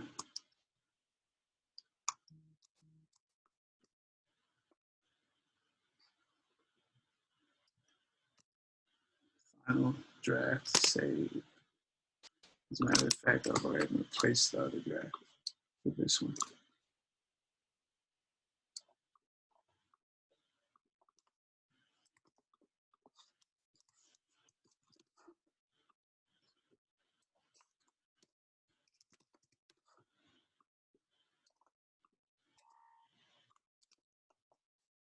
All right, now I'll save it as, export it as a JPG by going to File, Export As. Now I'm going to make sure that I have 100% quality, and that is the final product.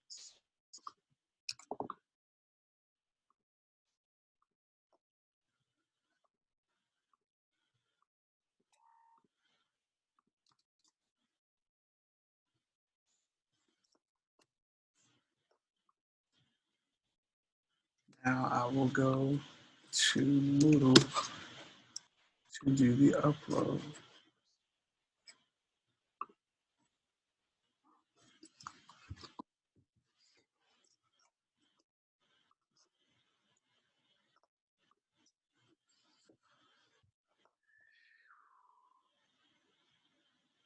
Okay. Well, that actually concludes the recording. I'm gonna end the recording so they can start saving. All right. I'm gonna stop sharing and stop recording.